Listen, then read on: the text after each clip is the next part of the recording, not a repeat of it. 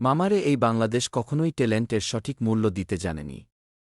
নিজেরা তো ট্যালেন্টের মূল্য দেয় না, আবার অন্য একটা দেশ সেই ট্যালেন্ট ব্যবহার করবে সেটা ও হতে দেয় না।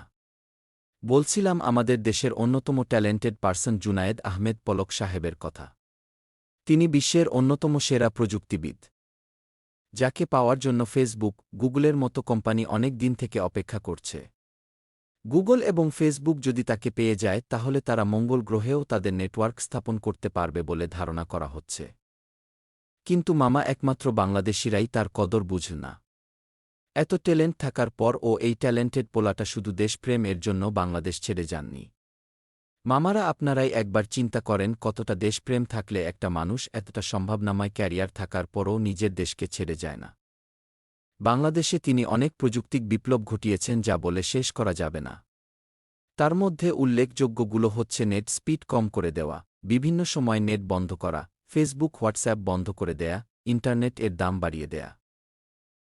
এত প্রযুক্তিক উন্নয়ন করার পর অবশেষে তিনি ভাবলেন বাংলাদেশে তো অনেক উন্নয়ন হলো, এবার অন্য দেশের কথাও তো ভাবা দরকার। তাই পলকে পলকে পল্টি মারা পলক সাহেব অন্য দেশে যাওয়ার কথা ভাবলেন। তিনি জানেন বাংলাদেশের মানুষ তাকে এতটাই ভালোবাসে যে তারা যদি জানতে পারে বাংলাদেশে প্রযুক্তির বিপ্লব ঘটানো পলক সাহেব তাদের ছেড়ে চলে যাচ্ছেন, তাহলে এই বাংলাদেশের মানুষ তার মধ্যপদুকায় ধরে হলেও তাকে আটকাবে। তাই তিনি ছদ্মবেশে দেশ ছাড়তে গেলেন।